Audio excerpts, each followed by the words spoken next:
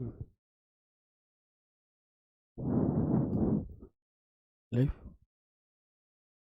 जय हिंद दोस्तों, मैं शिवम गुप्ता स्वागत करता हूं आपका अपने परिवार रोजगार विद अंकित पर। उम्मीद करता हूं आप सभी अच्छे होंगे, बेहतरीन होंगे, जिंदाबाद होंगे, एकदम शानदार होंगे। एक बार आप सभी प्यारे साथी बताएंगे आप सभी कैसे हैं। Very very very good morning, Radhe Radhe, जय श्री कृष्णा, जय हिंद, जय माँ सरस्वती। सभी दोस्तों को, सभी प्यारे साथी क्लासेस जुड़ जाएंगे, बताएंगे आप सभी कैसे हैं और क्या मेरी वॉइस और वीडियो आप सभी तक प्रॉपर तरह से पहुंच पा रही है या नहीं। एक बार सभी दोस्तों, सभी प्यारे साथी कंफर्म करेंगे, फिर शुरू करते हैं हम अपनी आपकी एक शानदार, एक बेहतरीन, एक लाजवाब क्लास को, जो कि रहने वाला है हमारा MS एक्सेल का पार्ट 10। और लगभग लगभग अब हम अपने चैप्टर की, या मैं कहूँ सिलेबस की समाप्ति की ओर आगे बढ़ रहे हैं। क्योंकि एक्सेल को फिनिश करने के बाद हमारे पास कुछ इंपॉर्टेंट चैप्टर्स बच जाते हैं, जैसे कि एक शॉर्टकट की का चैप्टर है, एक फुल फॉर्म्स का चैप्टर है। एक एक दिन के ये चैप्टर हैं आपके सारे। इसके अलावा एक चैप्टर हमारा हो जाता है इंटरनेट से रिलेटेड, जिसकी लगभग 2 से 3 क्लासेस होती हैं। और फिर लगभग लगभग में आपका जो सिलेबस है वो हमारा कंप्लीट हो जाता है। सभी चीज़ों पर चर्चा करेंगे, बात करेंगे, लेकिन आज पहले हम यहाँ पर अपनी इस क्लास को शुरू करते हैं बिना किसी देरी के। कल की क्लास में हम अपने लेआउट टैब को पढ़ रहे थे, और लेआउट टैब के अंदर काफ़ी सारी बातचीत हमने कर ली थी, है ना। आगे जानेंगे और देखेंगे आप यहाँ पर कि पेज सेट लेआउट टैब के अंदर ग्रुप होता है page setup group, right. Layout tab के अंदर कीबोर्ड चाहिए। लेआउट टैब के अंदर एक ग्रुप होता है पेज सेटअप ग्रुप, और इसमें मार्जिन क्या होता है जानते हैं आप। बाय डिफॉल्ट नॉर्मल मार्जिन होती है हमारी, ये कल बता दिया था। Orientation, size, letter, print area, break बता दिया था, है ना। बैकग्राउंड भी बता दिया था। जो सॉरी, दो चीजें बच रही थी, एक प्रिंट टाइटल और एक प्रिंट एरिया। बाकी सभी चीजें हमने प्रैक्टिकल भी करके देख ली थी, ठीक है। तो अब आप यहाँ पर देखेंगे कि अगर मैं एक्सेल को ओपन करूँ और प्रिंट एरिया का मतलब समझाऊँ आपको, हालांकि उसके नाम से ही आपको ये पता चल जा रहा होगा कि ये प्रिंट एरिया का मतलब क्या है ना। ये चीज़ आपको उसके नाम से ही अलग ही पता चल रही होगी, फिर भी देखते हैं। देखिए, जैसे मैंने यहाँ पर लिखा, कुछ डिटेल लिखी, XYZ जो भी कुछ, यहाँ भी मैंने कुछ लिखा, यहाँ भी कुछ लिखा, यहाँ पे कुछ नंबर्स लिखे, यहाँ भी लिखे, यहाँ भी, यहाँ भी, यहाँ भी, यहाँ भी, यहाँ भी, ऐसे ऐसे ऐसे मैंने काफ़ी सारा काम इसमें किया, राइट। इस तरीके से दिख रहा है आपको। चलिए, अब क्या हुआ कि मैं ये चाहता हूं कि मान लो इसे हम अलग अलग कलर दे देते हैं थोड़े, है ना, जिससे कि आप डिफ्रेंशिएट कर पाएँ कि हाँ ये चीज़ें अलग अलग हैं, नहीं तो वो एक ही जैसी लगेंगी। हमने यहाँ पर इन्हें थोड़े से कलर दे दिए, जिससे कि आप इन्हें डिफ्रेंशिएट कर पाएँ।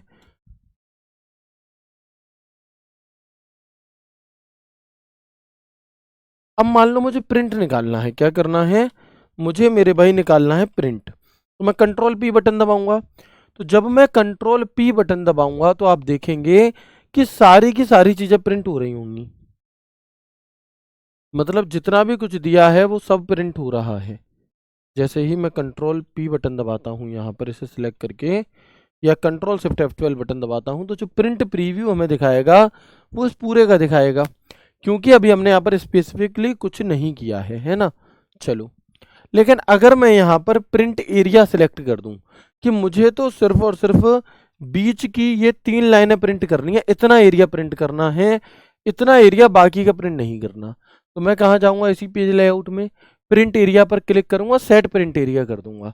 अब जब मैं कंट्रोल P बटन दबाता हूँ तो आप देखोगे कि जो पहले 5 कॉलम प्रिंट हो रहे थे, अब वो सब ना प्रिंट होकर के सिर्फ वही एरिया प्रिंट होगा जो हमने सिलेक्ट किया है। सिंपल, ठीक है ना। जो हमने सिलेक्ट किया है ठीक है, ये हमारा यहाँ पर हो जाता है। ठीक है भैया जी, बात क्लियर है। चलो, प्रिंट एरिया समझ में आ गया। इसी तरह से एक अगला नाम है हमारा प्रिंट टाइटल का। तो प्रिंट टाइटल को भी कैसे समझ लो, प्रैक्टिकली समझ लो।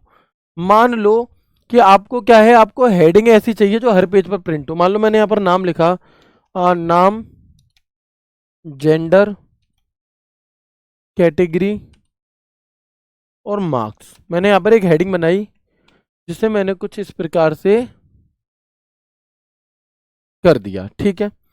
अब हुआ क्या कि इसमें जो डेटा है हमारा,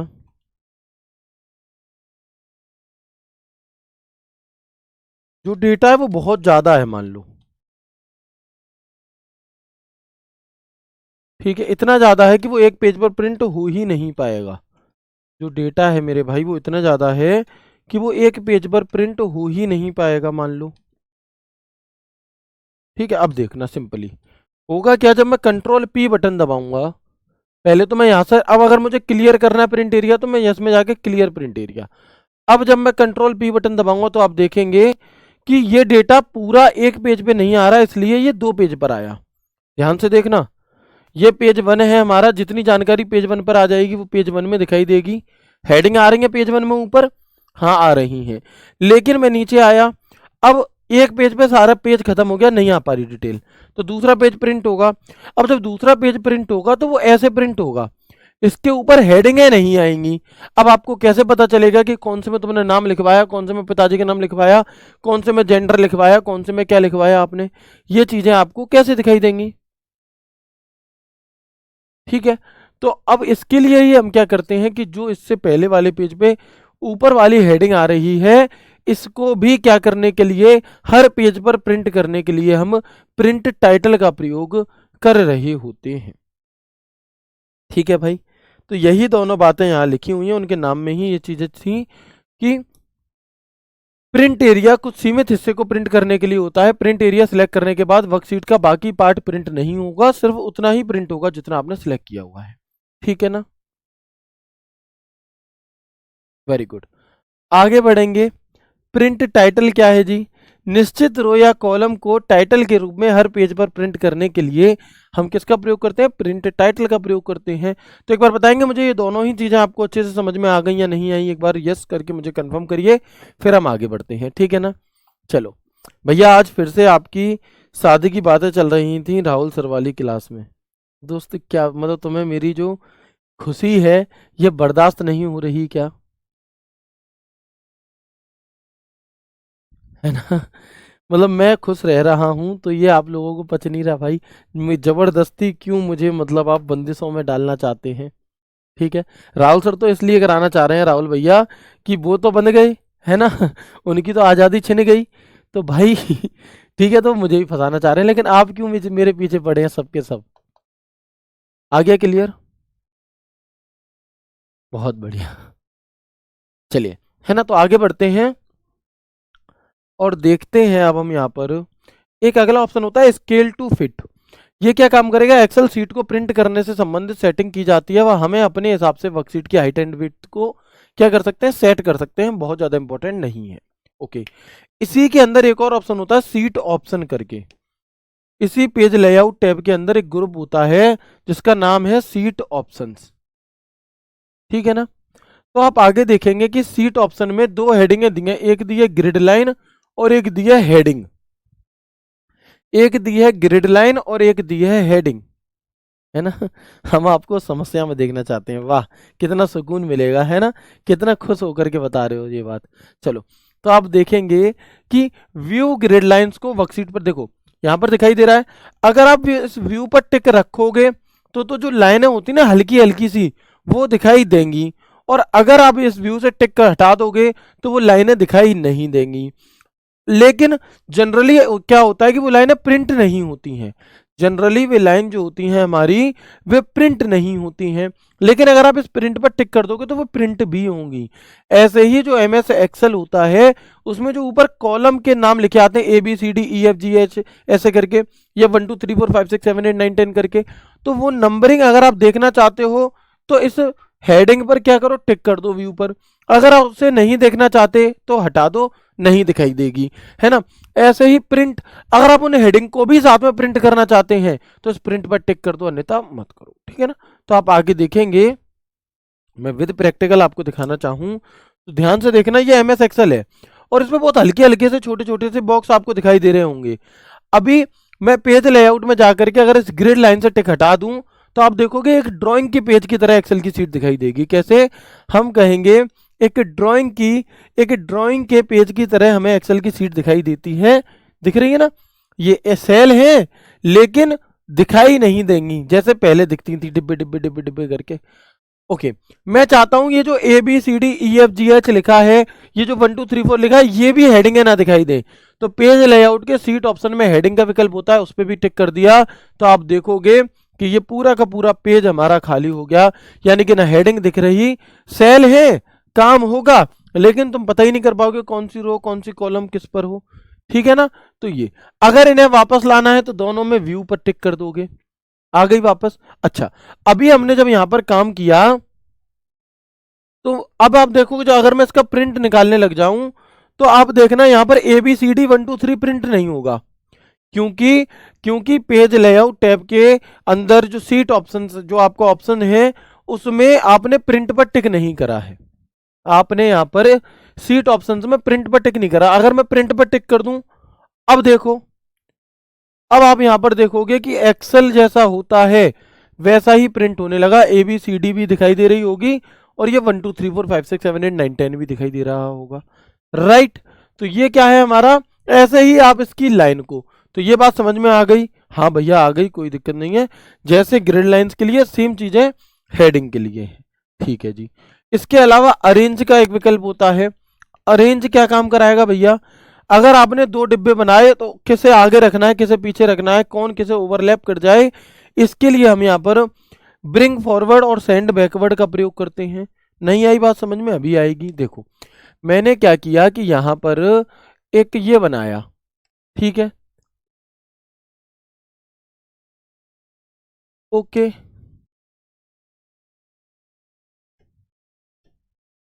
दिख रहा है। अभी क्या हुआ, मैंने एक और शेप बनाई। अब जब मैंने एक और शेप बनाई तो वो इसके ऊपर आ गई। कैसे आ गई, इसके ऊपर आ गई। और आप ये चाहते थे कि ये जो शेप है ये इसके पीछे जाए, तो अब हम क्या करेंगे, आपने ऊपर वाली को सिलेक्ट कर रखा है और इसे पीछे भेजना चाहते हो, तो इसे सिलेक्ट करके कहाँ जाओगे आप, यहाँ सेंड बैकवर्ड पर क्लिक करोगे तो पीछे चली जाएगी, और जो पीछे थी वो आगे आ गई निकल करके। ऐसे ही जो आगे है इसे पीछे भेजना है, सेंड बैकवर्ड, या पीछे वाले को सिलेक्ट करके आप ब्रिंग फॉरवर्ड कर सकते हैं तो आगे आ जाती हैं। ठीक है ना।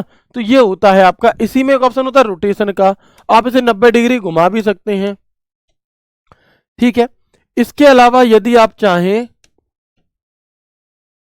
इसके अलावा यदि आप चाहें तो इन्हें ग्रुप भी कर सकते हैं, ग्रुप का भी विकल्प दिया है।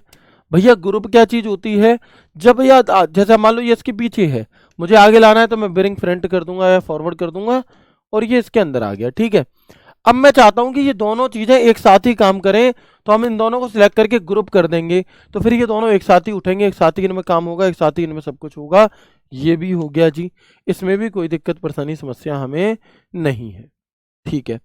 इसके बाद एक अगला टैब आ जाता है डेटा टैब। आप मुझे बताइएगा कि डेटा टैब को ओपन करने की शॉर्टकट की क्या होती है।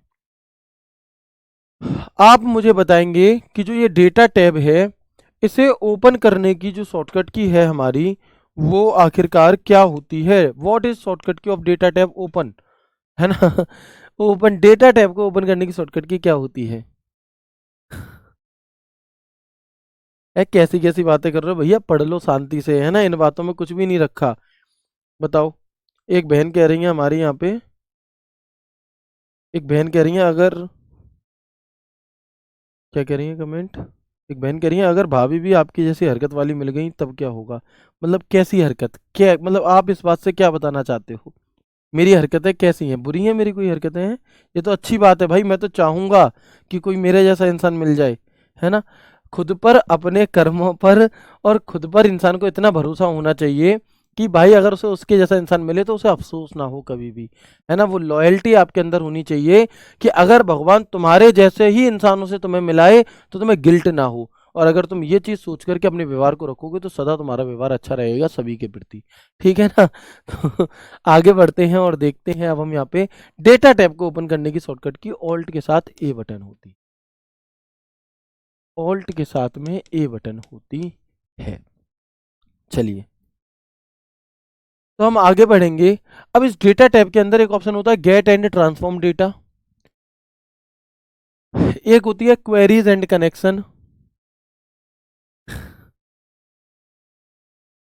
ठीक है। एक होता है सॉर्ट एंड फिल्टर, एक होता है डेटा एंड टूल, एक होता है फोरकास्ट, एक होता है आउटलाइन। तो आपसे कई बार ऐसे सवाल पूछा जाता है है ना।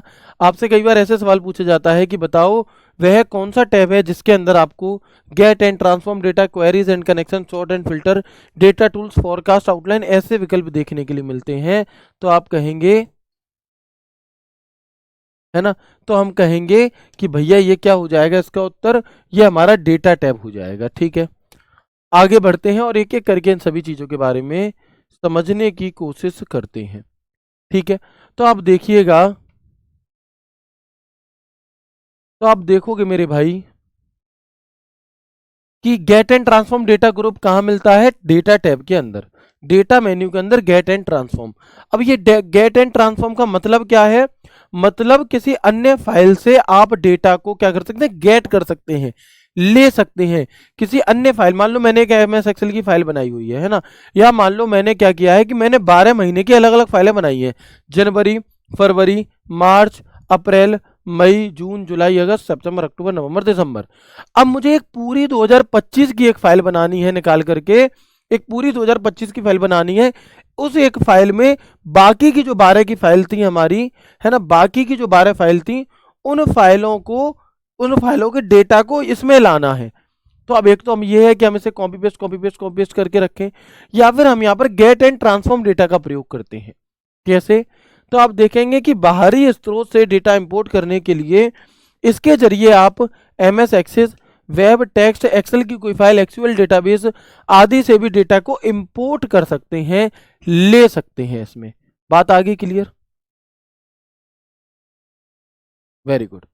आगे बढ़ेंगे और देखेंगे अब यहाँ पे कि जब हम इस गेट डेटा पर क्लिक करते हैं, जब हम इस गेट डेटा पर क्लिक करते हैं तो आप देखेंगे कि कहां से लेना है, फ्रॉम फाइल, कौन सी फाइल में से लेना है, उस फाइल पर क्लिक कर दोगे तो वो डेटा आपकी फाइल में भी आ जाएगा।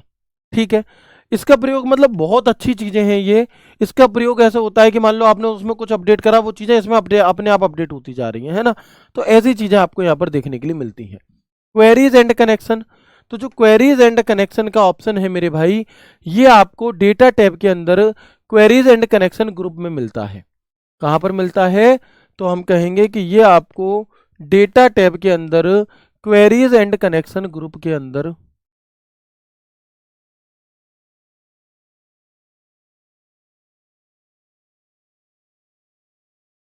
Queries and connection data group के अंदर हमें देखने के लिए मिलता है।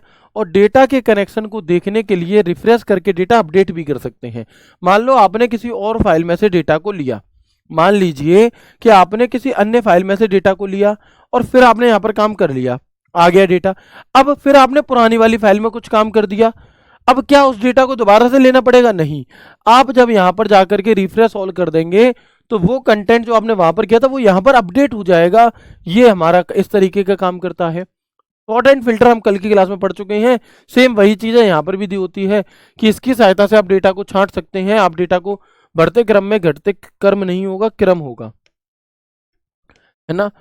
बढ़ते और घटते क्रम में क्या है, इंक्रीजिंग, असेंडिंग और डिसेंडिंग ऑर्डर में लगा सकते हैं, क्रम में, तथा एडवांस फिल्टर द्वारा अलग अलग कैटेगरी में छांट सकते हैं। ये हमारा सॉर्ट एंड फिल्टर है।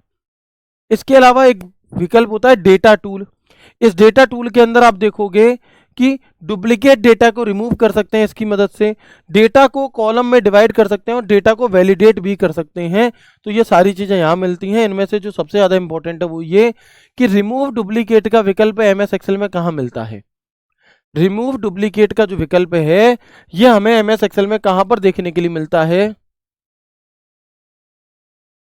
तो आप देखेंगे कि भैया रिमूव डुप्लीकेट का जो ऑप्शन है ये हमें हमारे डेटा टैब के अंदर डेटा टूल्स में मिलता है। रिमूव डुप्लीकेट मतलब कई बार ऐसा होता है कि डुप्लीकेट एंट्री हो जाती है, 100 में से मान लो 20 एंट्री ऐसी होंगी जो डुप्लीकेट थी, एक ही व्यक्ति का नाम कई बार इधर उधर आ गया, है ना। तो क्लियर है, तो आप उससे डुप्लीकेट को रिमूव कर सकते हो। देखो चीज़ें इसमें बहुत सारी हो सकती हैं बट सारी आपको नहीं पढ़नी, क्योंकि एक्सेल को अगर आप सिर्फ एक्सेल को पढ़ने बैठोगे तो भाई पूरा एक्सेल सीखने में 3 महीने भी कम पड़ जाएंगे। सिर्फ एक्सेल एक्सेल इतना पढ़ा दूंगा तुम्हें, ठीक है। बट वो आपको आपके एग्जाम के पॉइंट ऑफ व्यू से उतना जरूरी नहीं है। एग्जाम के पॉइंट ऑफ व्यू से जिस हिसाब से चीज़ें जरूरी हैं वो मैं आपको साथ के साथ बताते चल रहा हूँ, ठीक है ना। चलो, इसके अलावा एक ग्रुप होता है आउटलाइन ग्रुप।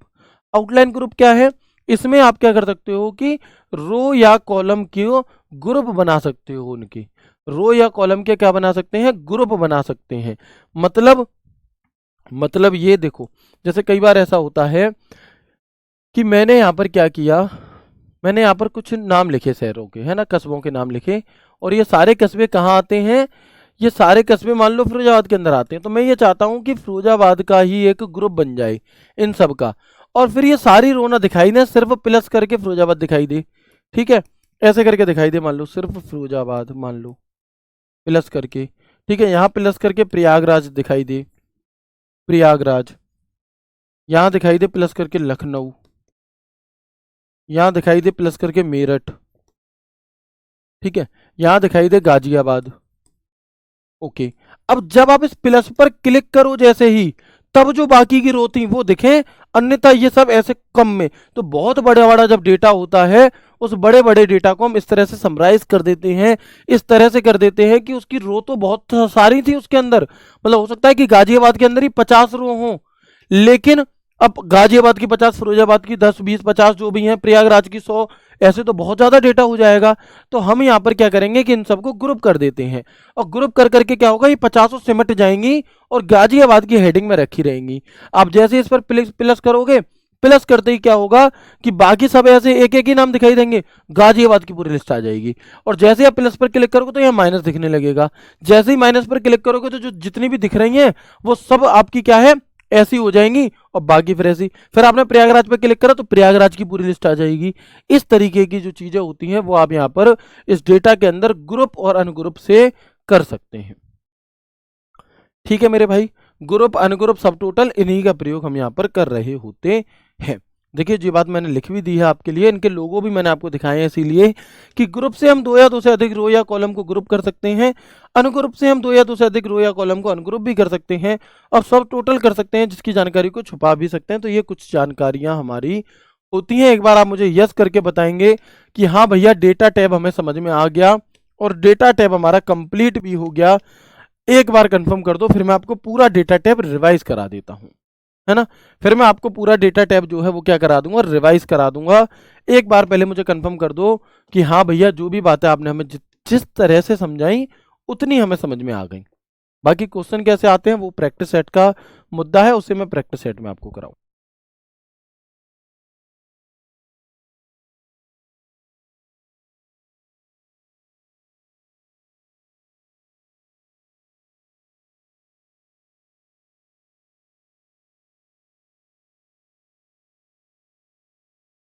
वेरी गुड, आगे बढ़ेंगे। अब रिवीजन देखो, टेबल के माध्यम से रिवीजन करा रहा हूं, लिखना नहीं है, सिर्फ और सिर्फ समझ लेना है। ठीक है, देखो गेट एंड ट्रांसफॉर्म डेटा के अंदर दो ऑप्शन होते हैं, गेट डेटा, रिसेंट रिसोर्स, ऐसे। तो बाहरी स्रोतों से डेटा को इंपोर्ट या लोड करने के लिए गेट एंड ट्रांसफॉर्म डेटा होता है। क्वेरीज एंड कनेक्शन, रिफ्रेश जैसे ऑप्शन होते हैं। तो वर्कबुक में मौजूद क्वेरी कनेक्शन को मैनेज और रिफ्रेश करने के लिए। Sort and filter, sort A to Z, Z to A, custom sort करने के लिए, फिल्टर लगाने के लिए हम डेटा को अल्फाबेटिकली न्यूमेरिकल वाइज सॉर्ट करना, आवश्यक डेटा को फिल्टर करना। फॉरकास्ट, वॉट इफ एनालिसिस, ये क्वेश्चन पूछा जाता है कि एमएस एक्सेल में what if analysis, goal seek, ऐसे ऑप्शंस कहाँ मिलते हैं, सिनेरियो मैनेजर, तो ये हमें डेटा टाइप में मिलते हैं। इनका प्रयोग भविष्य का अनुमान लगाना, परिणाम प्रिडिक्ट करने के लिए किया जाता है, और ये इंपॉर्टेंट है, पूछा जा सकता है। आउटलाइन के अंदर आपको देखो ग्रुप अनग्रुप सब टोटल मिलता है कि डेटा को ग्रुप अनग्रुप आउटलाइन बनाने के लिए इसका प्रयोग करते हैं। और डेटा टूल के अंदर आपको देखो बहुत सारे ऑप्शन मिलेंगे, जिनमें से मैंने आपको रिमूव डुप्लीकेट इंपॉर्टेंट बताया था कि डुप्लीकेट वैल्यू को हटाने के लिए। बाकी टेक्स्ट टू कॉलम, तो एक कॉलम के डेटा को मल्टीपल कॉलम में विभाजित करने के लिए। बस इन्हें एक एक दो दो बार देख लेना है, रटना बिल्कुल भी नहीं है। फिर से एक बार यस कर दो, हाँ भैया रिवीजन भी हो गया, और इस टेबल के माध्यम से और अच्छे से चीज़ें जो थी वो क्लियर हो गई। क्योंकि अब हम इसके बाद आगे बढ़ेंगे और जानेंगे अपने रिव्यू टैब के बारे में। किस टैब के बारे में, रिव्यू टैब के बारे में। सर ग्रुप टैब को प्रैक्टिकल करा दो बहन, मैं बिल्कुल प्रैक्टिकल करा देता, मुझे कोई दिक्कत नहीं है, मैं मैक्सिमम चीज़ें आपको प्रैक्टिकल ही करके दिखाता हूँ। बट यहाँ से क्वेश्चन बहुत रेयर चांसेस है पूछे जाने के, और अगर हम इस तरह से बहुत ज़्यादा समय लेंगे फिर आपकी क्लासेस बहुत ज़्यादा हो जाएंगी, है ना। बाकी अगर आप कह रहे हैं तो मैं एक बार कराए देता हूँ। लेकिन देखो ये हमारी एक सीट है मान लो, ठीक है, 1 मिनट लूँगा बस आपको दिखाने के लिए। ये हमारी सीट है सपोज, मैंने यहाँ पर लिखा कुछ भी, मैं ऐसे ही लिख देता हूँ, है ना, इतनी लिखी, और ये सब की सब मैंने यहाँ पर लिख दिया मान लो, ठीक है। फिर हम आगे गए, यहाँ हमने लिखा आगरा, और यहाँ हमने कुछ डिटेल लिख दी। यहाँ मैंने लिखा मेरठ, फिर हमने यहाँ कुछ डिटेल लिख दी। फिर हमने यहाँ लिखा मुरादाबाद, फिर हमने यहाँ कुछ डिटेल लिख दी। राइट, ऐसे हमने कर लिया।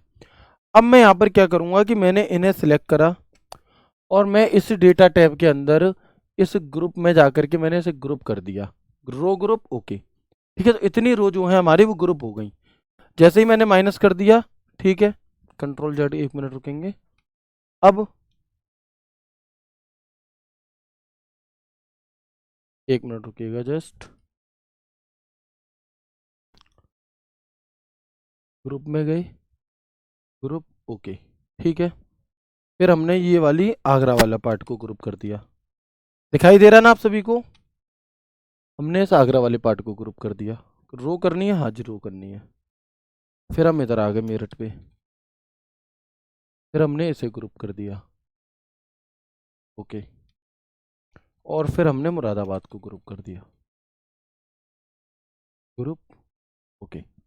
अभी आप देखेंगे कि यहाँ पर ऐसे आपको तीर से ऐसे दिखाई दे रही होगी लाइनिंग सी। अब आप जैसे ही क्या करोगे,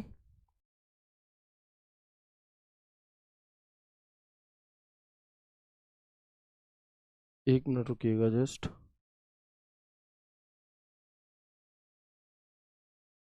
अब आप जैसे ही यहाँ पर माइनस पर क्लिक करोगे, ठीक है, तो ये हमारा क्या है, मेरठ आ रहा है, और जैसे ही आप इस पर प्लस कर दोगे तो ये आ गया, देखो ऐसे, है ना। तो ये हमारा क्या होता है, इसे हम ग्रुप और अनुग्रुप का प्रयोग यहाँ पर कर रहे होते हैं। ये प्रैक्टिकल चीज़ आपसे नहीं पूछी जाती, बस यहाँ से इनका यूज पूछा जा सकता है, जो कि मैंने आपको बता दिया, ठीक है दोस्त।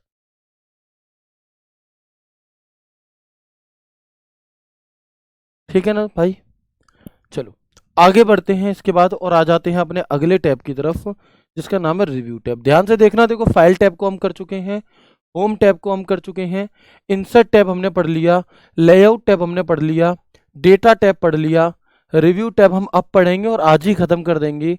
बचेगा व्यू टैब और फॉर्मूला टैब। ये फॉर्मूला टैब सबसे ज़्यादा समय लेगा आपका, क्योंकि एमएस एक्सेल में फॉर्मूला से भी कई सारे क्वेश्चंस पूछे जाते हैं, ठीक है। चलो आगे बढ़ोगे और देखोगे अब आप यहाँ पर कि सबसे पहले रिव्यू टैब को ओपन करने की शॉर्टकट की बताइए। रिव्यू टैब को ओपन करने की शॉर्टकट की आपकी क्या होगी, बताएंगे एक बार।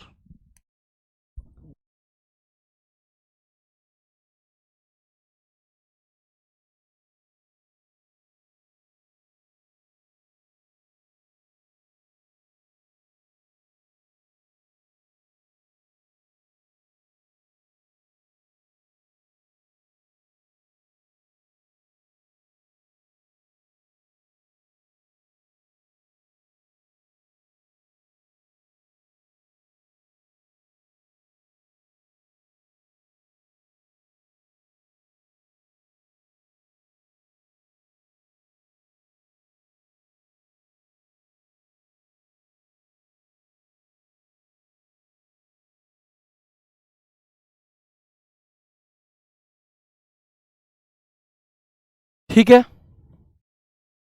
बिल्कुल। तो हम कहेंगे भैया ऑल्ट के साथ आर बटन। अब इसके अंदर कौन कौन से ग्रुप होते हैं, तो एक तो हमारा होता है proofing group, accessibility group, insight group, language group, protect group, comment group और इंक ग्रुप। ऐसे कुछ ग्रुप्स हमें यहाँ पर देखने के लिए मिलते हैं। सबसे पहले हम आते हैं अपने प्रूफिंग ग्रुप की तरफ।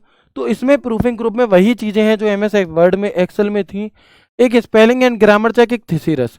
तो आप मुझे बताओ स्पेलिंग एंड ग्रामर चेक और थीसिरस की शॉर्टकट की क्या होती है हमारी।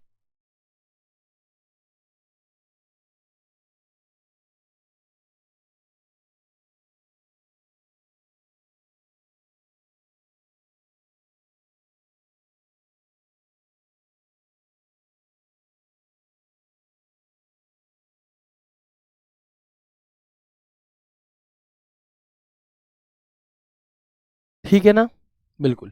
तो आप कहेंगे कि भैया स्पेलिंग एंड ग्रामर, स्पेलिंग की शॉर्टकट की F7 होती है और थिसेरस की शॉर्टकट की शिफ्ट F7 होती है। स्पेलिंग हमें किसी भी लिखे हुए शब्द की स्पेलिंग को सही करने की सुविधा देती है, जबकि थिसेरस हमें क्या काम करेगा, तो हम कहेंगे थिसेरस जो है हमारा, जो थिसेरस है वो उसी शब्द के एकार्थी अनिकार्थी विलोम शब्द पर्यायवाची को दिखाने का काम करता है। भैया याद कौन कर रहा है, कृपया करके ना करें, पढ़ाने में डिस्टर्ब होगा, ठीक है। हिचकी आ रही है बताओ, ठीक है। तो आगे बढ़ेंगे, देखेंगे इसके अंदर एक और विकल्प होता है वर्कबुक स्टैटिक्स। जैसे एमएस वर्ड के अंदर 3 ऑप्शन होते थे, कौन कौन से, एक तो था हमारा स्पेलिंग एंड ग्रामर चेक, एक था आपका थिसेरस और एक होता था वर्ड काउंट, एक होता था वर्ड काउंट। तो यहां पर सिर्फ और सिर्फ एक चीज बदल गई कि वर्ड काउंट की जगह पे वर्कबुक स्टैटिक्स करके ऑप्शन आ गया, ठीक है। तो देखेंगे कि रिव्यू टैब के अंदर प्रूफिंग ग्रुप में वर्कबुक स्टैटिक्स और प्रूफ वो दोनों तो होते ही होते हैं, ठीक है। यहां हम देख सकते हैं कि हमने कितना काम किया है, लास्ट रो या कॉलम कौन सा है जिस पर हमने काम किया है। Here we can see how much work we have done, which is the last row और कॉलम वी हैव वर्कड। तो यहाँ पर आपको ये दिख जाता है कितनी सीट पर आपने काम करा है, कितनी सेलों पर करा है, कितनी टेबल बनाई है, कितनी वर्कबुक है, ये सारी जानकारी आपको यहाँ पर देखने के लिए आपको मिल जाती है। तो कोई दिक्कत नहीं है, यहाँ तक कंफर्म करेंगे बिल्कुल प्रूफिंग ग्रुप जो है आपका वो क्लियर है। प्रूफिंग ग्रुप एकदम क्लियर है हमारा, कोई दिक्कत नहीं है हमें। चलिए, इसके अंदर एक ग्रुप, एक ऑप्शन होता है हमारा स्मार्ट लुकअप का, कौन सा, इसके अंदर एक ऑप्शन होता है स्मार्ट लुकअप। तो हम कहेंगे रिव्यू मेन्यू के अंदर इनसाइड ग्रुप के अंदर एक ऑप्शन होता है स्मार्ट लुकअप। ये ऑप्शन रिव्यू टैब के इनसाइड रिबन में मिलता है और इसकी मदद से हम अपने डेटा या टेक्स्ट को सिलेक्ट करके स्मार्ट लुकअप पर क्लिक करेंगे तो उससे रिलेटेड जानकारी फोटो अपने आप सर्च करके आ जाते हैं। ये आपका स्मार्ट लुकअप होता है किसके अंतर्गत, एमएस एक्सेल के अंतर्गत। लैंग्वेज, तो आप देखोगे कि इसी रिव्यू टैब के अंदर लैंग्वेज ग्रुप में ट्रांसलेट का विकल्प होता है कि लिखे हुए टेक्स्ट को किसी दूसरी भाषा में ट्रांसलेट करने के लिए, नाम ही उसका ट्रांसलेट है ना, नाम ही उसका क्या है मेरे भाई, ट्रांसलेट है। तो ट्रांसलेट करने के लिए इसके बाद एक अगला ऑप्शन आता है हमारा जिसे हम कहते हैं प्रोटेक्ट। एक अगला ग्रुप आता है हमारा जिसका नाम है प्रोटेक्ट। तो रिव्यू टैब के अंदर प्रोटेक्ट ग्रुप कमांड के अंदर प्रोटेक्ट सीट का ऑप्शन होता है, प्रोटेक्ट वर्कबुक का ऑप्शन होता है और अलाउ एडिट रेंजेस, ऐसे कुछ विकल्प होते हैं। आप पूरी वर्कशीट को क्या कर सकते हैं, लॉक कर सकते हैं, पूरी वर्कबुक को भी कर सकते हैं। तो इसके द्वारा हम अपनी सीट या वर्कबुक को लॉक कर सकते हैं जिससे कोई उसमें कुछ बदलाव बिना आपकी आज्ञा के ना कर सके और बिना पासवर्ड के ना कर सके। इसके लिए हम, तो प्रोटेक्ट का ऑप्शन कहां मिलता है आपको, आप कहोगे भैया रिव्यू टैब के अंदर मिलता है। और इसी के साथ जो आपका रिव्यू टैब था ये भी कंप्लीट हो जाएगा, हो गया। अब हम आ जाते हैं अपने व्यू टैब की तरफ। आप मुझे बताएंगे कि व्यू टैब को ओपन करने की शॉर्टकट की क्या होती है, बताएंगे। व्यू टैब को ओपन करने की शॉर्टकट की क्या होती है, एक बार बताएं।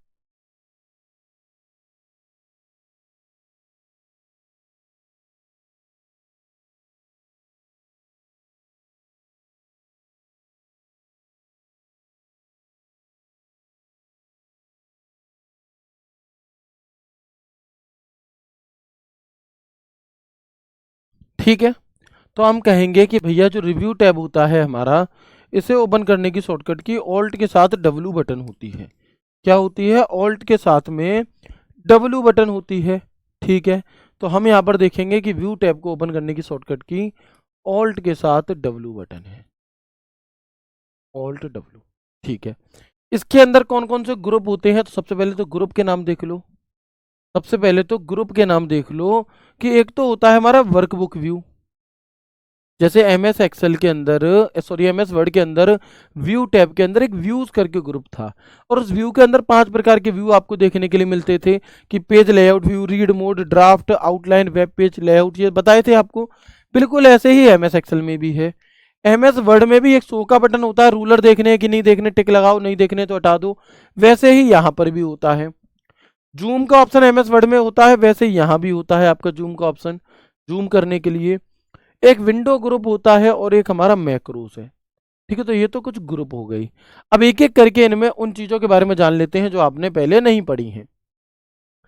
जैसे अगर मैं सबसे पहले बात करूं आपसे व्यू टैब के अंदर वर्कबुक व्यूज ग्रुप में कौन कौन से ग्रुप आपके मौजूद होते, कौन कौन से टूल्स मौजूद होते हैं, कौन कौन से व्यू मौजूद होते हैं। तो एक तो होता है नॉर्मल व्यू, ये बाय डिफॉल्ट भी होता है, ये हमारा बाय डिफॉल्ट भी होता है, यानी कि अगर आप कुछ भी सिलेक्ट नहीं करोगे, एक्सेल को ओपन करोगे तो अपने आप आपको यही नॉर्मल व्यू देखने के लिए मिल जाता है ना। अपने आप क्या है, यही नॉर्मल व्यू आपको देखने के लिए मिल जाता है। पेज ब्रेक व्यू, पेज को ब्रेक करने के लिए view, page layout custom view, तो ये कुछ व्यू होते हैं जिनमें से मोस्ट इंपॉर्टेंट ये है। शो ग्रुप कहाँ मिलेगा, तो ऐसा सवाल भी मैं आपको बता चुका हूं कि आपसे पूछा जाएगा व्यू टैब के शो हेडिंग फॉर्मूला बार दिखाना है हटाना है कैसे करोगे। व्यू टैब में शो ग्रुप में जाकर फॉर्मूला बार पर टिक कर दोगे तो दिखेगा, हटा दोगे तो हट जाएगा। हेडिंग दिखानी है तो यहाँ से भी हेडिंग को कंट्रोल कर सकते हैं। ग्रिड लाइन्स दिखानी है हटानी है यहाँ से कंट्रोल करोगे। रूलर दिखाना है हटाना है यहाँ से कंट्रोल करोगे। इसके बाद एक ऑप्शन होता है जूम का, कि आप एमएस एक्सेल में क्या कर सकते हैं आप एमएस एक्सेल में मिनिमम जो जूम है हमारा, पहले तो जूम का विकल्प मिलता कहां पर है, तो व्यू टैब में मिनिमम जूम 10% कर सकते हैं, और मैक्सिमम जो जूम है एक्सेल के अंदर वो हमारा 400% होता है। और डिफॉल्ट जो होगा, डिफॉल्ट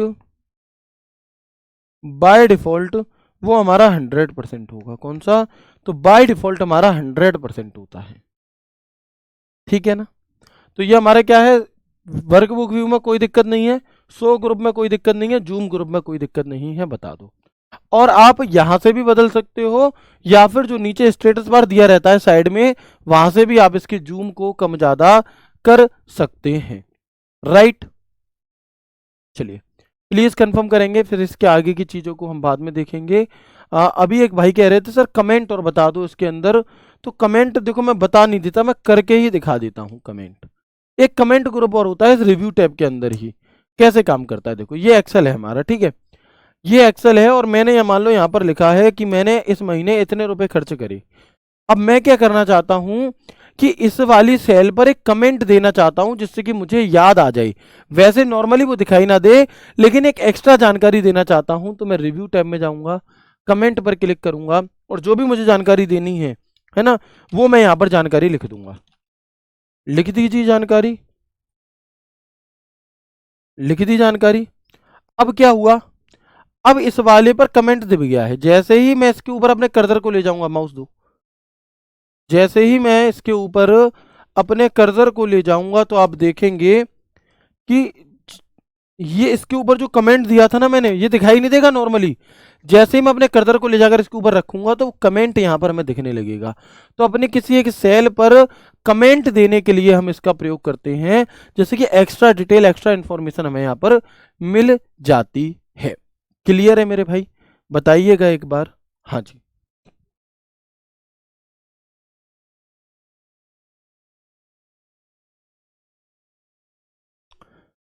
एक भाई बहुत देर से परेशान है कि भैया फोरकास्ट में क्या होता है। तो फोरकास्ट मेरे भाई, फोरकास्ट सीट में आप देखेंगे, बस आपको वन लाइनर याद रखना है कि ट्रेंड के आधार पर ग्राफ के साथ फोरकास्ट बनाने के लिए आप इसका प्रयोग करते हैं।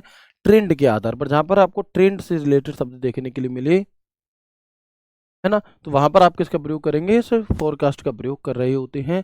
तो ये मेरे भाई आपकी आज की क्लास थी, जिसमें हमने आपके कई सारे टैब्स को कंप्लीट किया। अभी रिव्यू टैब थोड़ा सा बच रहा है ना, रिव्यू टैब आपका थोड़ा सा बच रहा है, और साथ ही अगर मैं बात करूं तो फॉर्मूला टैब पूरा बच रहा है। रिव्यू टैब 10 से 15-20 मिनट में खत्म हो जाएगा, और फिर अब हमारी जो इसके आगे की क्लासेस होंगी वो आपकी फॉर्मूला से रिलेटेड होंगी। बहुत सारे फॉर्मूलाज कैसे कैसे होते हैं, सभी चीज़ें, ठीक है। कल आपकी जो ये वाली क्लास है मेरे भाई ये नहीं होगी, तो प्लीज़ आप लोग वेट ना करें, इंतजार ना करें। आपकी अगर कोई पुरानी क्लास छूटी हुई है तो उसे देखें, अन्यथा जो प्रैक्टिस सेट मेरे मंडे टू फ्राइडे यूट्यूब पर चलते हैं उसे आप जा करके देखें और उसे लगाएं। कल आपकी जो ये क्लास है ये नहीं होगी। अब आपकी और हमारी जो मुलाकात है वो होगी मेरे भाई, अब आपकी जो हमारी मुलाकात है वो होगी मंडे को, यानी कि सोमवार को, इसी एमएस एक्सेल के नेक्स्ट पार्ट 11 के साथ। तो ख्याल रखिए अपना, खुश रहिए, हंसते मुस्कुराते रहिए। राधे राधे, जय श्री कृष्णा, जय